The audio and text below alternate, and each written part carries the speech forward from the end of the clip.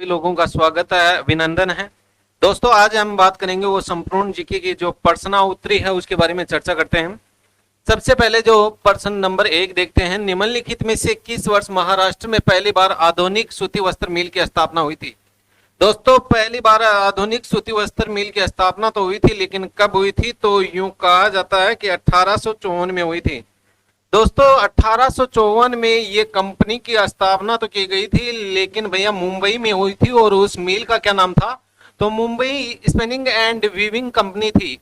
Mumbai spinning and weaving company थी। और दोस्तों, इस कंपनी की जो स्थापना की थी वो किसने की थी? तो दोस्तों, अब जो कवास डाबर जी ने की थी।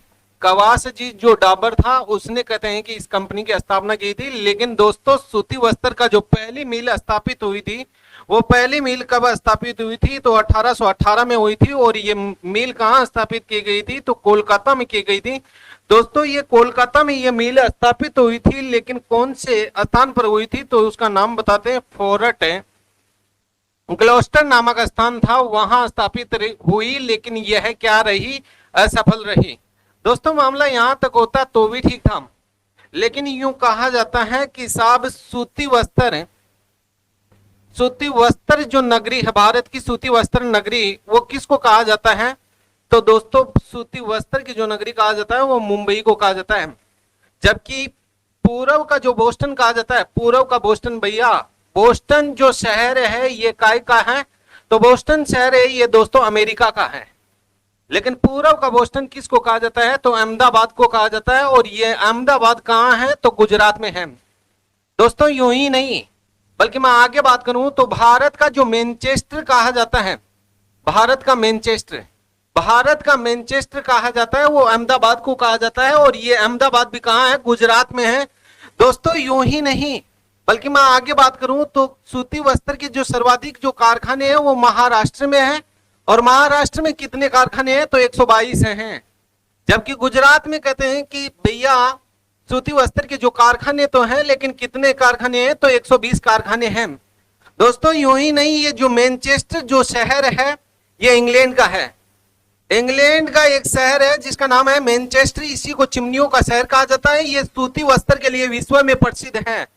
दोस्तों, भारत का कहते हैं कि दक्षिणी का मैनचेस्टर किसको कहा जाता है? दक्षिणी भारत का मैनचेस्टर कहा जाता है, वो कोयम्बटूर को कहा जाता है। और ये कोयम्बटूर कहते हैं कि काय का स्थान है? तो तमिलनाडु का स्थान है। दोस्तों, यूं ही नहीं बल्कि मैं आगे बात करूं तो उत्तरी भारत का जो मैनचेस्टर कहा जाता है, उत्तरी भारत का मैनचेस्टर, ये उत्तरी भारत का मैनचेस्टर किसको कहा जाता है? तो कानपुर को कहा जाता है भैया। और ये कानपुर कहाँ है? तो यूपी में है। ये वही कानपुर है जहां 1925 में सरोजिनी नायडू है। इस सरोजिनी नायडू ने कांग्रेस के अधिवेशन की अध्यक्षता की थी। दोस्तों, यूं ही नहीं, ये प्रथम भारतीय महिला है जिन्होंने कांग्रेस के अधिवेशन की अध्यक्षता की थी। बल्कि यूं कहा जाता है कि 1917 में कांग्रेस के अधिवेशन की अध्यक्षता करने वाली महिला थी, उसका नाम एनी बेसेंट था।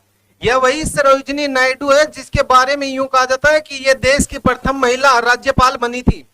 और राज्यपाल कब बनी थी? तो 1947 से लेकर 1949 तक उत्तर प्रदेश की यह महिला राज्यपाल रही थी। उसके बाद में नेक्स्ट अगला क्वेश्चन देखते हैं दोस्तों। दक्षिणी भारत की सबसे ऊंची चोटी, दक्षिणी भारत की सबसे ऊंची चोटी निम्नलिखित में से कौन सी है? तो दक्षिणी भारत की सबसे ऊंची चोटी कोई है तो वह अनाई मुड़ी है। दोस्तों, कौन सी है? अनाई मुड़ी। ये अनाई मुड़ी कहां है? तो ये अनाई मुड़ी है, ये भैया केरल में है। और ये कौन सी पहाड़ियों में स्थित है? तो अन्नामलाई की पहाड़ियों में स्थित है रे। कौन सी पहाड़ियों में स्थित है? अन्नामलाई की पहाड़ियों में। ये जो अनाई मुड़ी है इसकी ऊंचाई तो बताते हैं, लेकिन 2695 मीटर है दोस्तों, 2695 मीटर। दक्षिणी भारत की दूसरी सबसे ऊंची चोटी है, उसका नाम है दोदा बेटा। और ये दोदा बेटा है, ये कौन सी पहाड़ियों में स्थित है? तो दोदा बेटा है ये नीलगिरी की पहाड़ियों में स्थित है। और ये नीलगिरी की पहाड़ी दोस्तों वही है जो भारत का दक्षिणतम छोर है, तमिलनाडु। तमिलनाडु का कहते हैं कि जो केप कैमोरियन था, कुमारी अंतरिप था, ये दक्षिणतम बिंदु है मुख्य भूमि से। नेक्स्ट अनाई मूडी है, तोता बेटा है, इसकी ऊंचाई तो है दोस्तों लेकिन कितनी है तो 26 से 37 मीटर है रे। उसके बाद में नेक्स्ट दोस्तों यूं ही नहीं बल्कि कलसुबाई। दोस्तों जो महाराष्ट्र है, महाराष्ट्र में पहाड़ियों को तो कहा जाता है रे, लेकिन पहाड़ियों को सह्याद्री के नाम से जानते हैं, सह्याद्री। दोस्तों कलसुबाई है, ये महाराष्ट्र की या उत्तरी सह्याद्री की सबसे ऊंची चोटी है और इसकी ऊंचाई तो है लेकिन 1646 मीटर है रे। दोस्तों यूं ही नहीं बल्कि दक्षिणी भारत की नहीं बल्कि पूर्वी घाट की, अरे एक पश्चिमी घाट है एक पूर्वी घाट है रे। पूर्वी घाट की सबसे ऊंची चोटी कोई है तो वह अरमाकुंडा है। दोस्तों अरमाकुंडा है, ये कौन से प्रदेश में है तो आंध्र प्रदेश में है। इस आंध्र प्रदेश की नई राजधानी तो बनाया गया लेकिन अमरावती को बनाया गया रे। नेक्स्ट कहते हैं कि 1953 में भाषा के आधार पर पहला राज्य कोई बना तो वह आंध्र प्रदेश बना रे। इसी अरमाकुंडा के बारे में मैं बात करूं तो इसकी ऊंचाई तो है लेकिन 1680 मीटर है। दोस्तों यूं ही नहीं बल्कि पूर्वी घाट की दूसरी सबसे ऊंची चोटी कोई है तो महेंद्रगिरी है और ये महेंद्रगिरी है, ये कहां है तो उड़ीसा में है।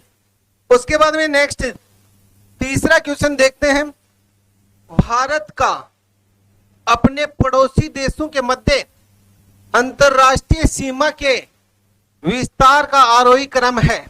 यह पटवार 2018 में ये क्वेश्चन आया था दोस्तों। सबसे पहले मैं बात करूं दोस्तों पाकिस्तान के बारे में। पाकिस्तान की जो अंतरराष्ट्रीय सीमा है इसकी लंबाई है वो 33 से 10 है, जबकि भारतीय गृह मंत्रालय ये कहता है कि 33-23 है। दोस्तों इस सीमा का जो नाम है वो रेड क्लिफ है और दोस्तों इस सीमा का जो विभाजन हुआ था वो कहते हैं कि 15 या 17 अगस्त 1947 को सर सिरिल रेड क्लिफ ने किया था। और दोस्तों इसी के बारे में यूं कहा जाता है कि साहब ये जो पाकिस्तान के साथ सीमा बनाने वाले जो राज्य हैं उसमें एक केंद्र शासित प्रदेश, दो केंद्र शासित प्रदेश है, एक का नाम लद्दाख है, एक का नाम जम्मू कश्मीर है। इसके अलावा तुम्हारे जो पंजाब है, गुजरात है और राजस्थान के साथ सीमा लगती है। दोस्तों उसके बाद में नेक्स्ट आता है तुम्हारा बांग्लादेश। बांग्लादेश के साथ जो सीमा लगती है वो कितनी लगती है तो 4096.6 किलोमीटर लगती है। ये गृह मंत्रालय कहता है लेकिन वास्तविक स्थिति देखें तो 4096 किलोमीटर लगती है। दोस्तों बांग्लादेश और त्रिपुरा के मध्य जो सीमा लगती है उसको शून्य लाइन के नाम से जानते हैं, जबकि कहते हैं कि भारत बांग्लादेश और पश्चिमी बंगाल के साथ जो सीमा लगती है उसको 3 बीघा का गलियारा कहा जाता है। उसके बाद में नेक्स्ट कहते हैं कि दोस्तों यूं ही नहीं सर्वाधिक जो अंतरराष्ट्रीय सीमा बनाने वाला देश कोई है तो वह बांग्लादेश है रे। सर्वाधिक अंतरराष्ट्रीय सीमा कौन बना रहा है? बांग्लादेश बना रहा है। नेक्स्ट कहते हैं कि असम को जो सीमा तो लगती है लेकिन बांग्लादेश की सीमा कितनी बार स्पर्श करती है? 2 बार करती है, जबकि त्रिपुरा को अरे स्पर्श तो करती है रे लेकिन कितनी बार करती है तो 3 बार करती है। नेक्स्ट कहते हैं कि दोस्तों यूं ही नहीं बल्कि यूं कहा जाता है कि साहब उसके बाद में नाम आता है वो चीन का नाम आता है। किसका नाम आता है? चीन का। चीन के साथ जो सीमा लगती है वो कितनी? 39-17, लेकिन गृह मंत्रालय ये कहता है कि 34-88 लगती है रे। यूं कहा जाता है दोस्तों कि साहब चीन की जो सीमा है उसका जो निर्धारण किया था वो किसने किया था? तो चीन की जो सीमा है इसका निर्धारण तो किया था लेकिन मेरे दोस्तों हेनरी मैकमोहन ने किया था रे। और हेनरी मैकमोहन ने इस सीमा का निर्धारण कब किया था? तो 27 अप्रैल 1914 को किया था रे। उसके बाद में नेक्स्ट कहते हैं कि दोस्तों यूं ही नहीं बल्कि यूं कहा जाता है कि एक राष्ट्र आता है जिसका नाम है नेपाल। नेपाल के साथ जो सीमा लगती है वो 1752 लगती है, लेकिन गृह मंत्रालय ये कहता है कि 1751 लगती है। नेक्स्ट उसके बाद में नेक्स्ट नेपाल के बाद में आता है भूटान। भूटान के साथ जो सीमा लगती है वो 587 किलोमीटर लगती है, लेकिन गृह मंत्रालय ये कहता है कि 699 किलोमीटर लगती है। उसके बाद में आता है म्यांमार। म्यांमार के साथ जो सीमा लगती है वो कितनी लगती है? तो 1458 लगती है, लेकिन गृह मंत्रालय ये कहता है कि 1643 किलोमीटर लगती है। अब इसमें देख लो न्यूनतम जो सीमा बनाने वाला कौन सा है? तो अफगानिस्तान है। और अफगानिस्तान के साथ कहते हैं कि 80 किलोमीटर लगती है, लेकिन गृह मंत्रालय ये कहता है कि साहब 106 किलोमीटर लगती है। कौन कितनी लगती है? 106 किलोमीटर। सबसे पहले क्या आएगा? अफगानिस्तान। अफगानिस्तान ऑप्शन में नहीं है। उसके बाद में नेक्स्ट कौन सा आता है अफगानिस्तान के बाद में? भैया भूटान आता है, भूटान भी नहीं है। उसके बाद में क्या आ रहा है? नेपाल। उसके बाद में क्या आ रहा है? पाकिस्तान। उसके बाद में क्या आता है? चीन। उसके बाद में क्या आता है? बांग्लादेश। तो ऑप्शन नंबर जो 2 है इसका सही आंसर होगा। उसके बाद में नेक्स्ट अगला क्वेश्चन देखते हैं दोस्तों, क्वेश्चन नंबर 4। निम्न में से कौन सा देश क्षेत्रफल में भारत से बड़ा नहीं है? भारत से बड़ा नहीं है। यह आया था एसएससी जीडी 2013 में। दोस्तों सर्वाधिक क्षेत्रफल वाले देशों के बारे में बात करें तो मैंने बताया था आपको कि रुक, चीन संयुक्त रूप से बाहर आ, संयुक्त रूप से बाहर आ, यह बताया था। रू का मतलब क्या होता है? रूस होता है। क का मतलब क्या होता है? कनाडा होता है। चाइना स्वयं आ ही गया 3 नंबर पे। संयुक्त राज्य अमेरिका आता है। उसके बाद में नेक्स्ट है ब्राजील आता है, ऑस्ट्रेलिया आता है, ऑस्ट्रेलिया। दोस्तों इसमें कौन सा नहीं है? 7वें स्थान पर आपका कौन सा आता है? भारत आता है। तो इसमें कौन सा नहीं है? फ्रांस नहीं है। तो इसका सही आंसर क्या होगा? फ्रांस होगा। उसके बाद में नेक्स्ट अगला क्वेश्चन देखते हैं दोस्तों। निम्नलिखित में से कौन सा नगर कर्क रेखा पर स्थित है? RS 1999 में ये क्वेश्चन आया था। बीकानेर, भोपाल, भुंज, भुजे, लखनऊ। इसके बारे में मैं बात करूं दोस्तों तो सबसे पहले मैं ये बताता हूं कि कर्क रेखा है, ये कर्क रेखा भारत के कितने राज्यों से गुजरती है? रे तो भारत के भैया 8 राज्यों से गुजरती है।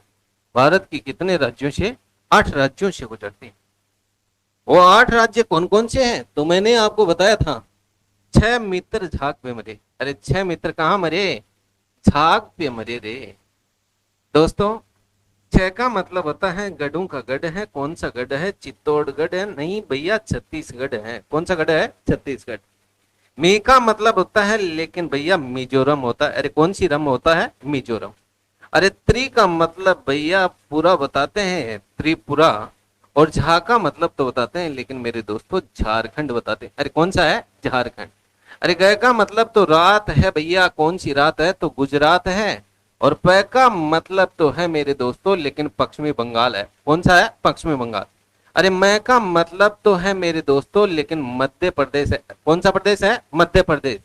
और र का मतलब तो होता है लेकिन रेगिस्तान होता है। रेगिस्तान नहीं है भैया, वो राजस्थान है। कौन सा है? राजस्थान।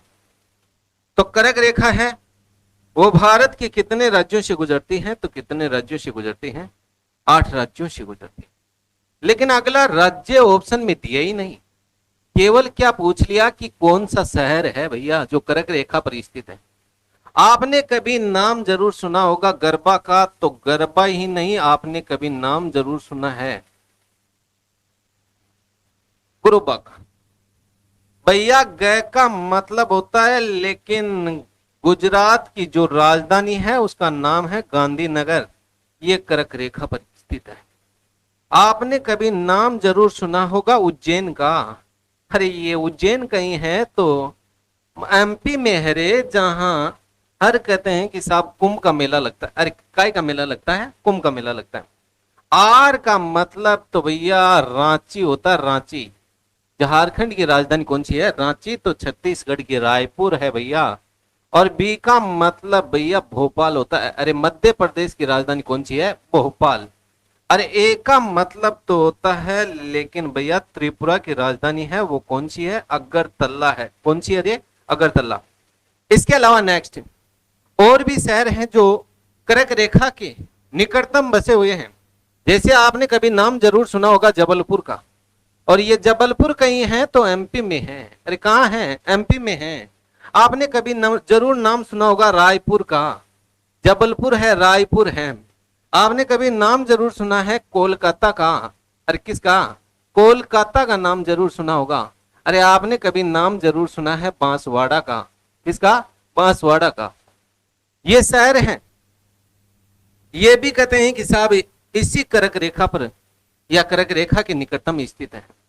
उसके बाद में नेक्स्ट, कर्क रेखा की जो सर्वाधिक लंबाई है दोस्तों वो मध्य प्रदेश में, जबकि न्यूनतम जो लंबाई है वो राजस्थान में है।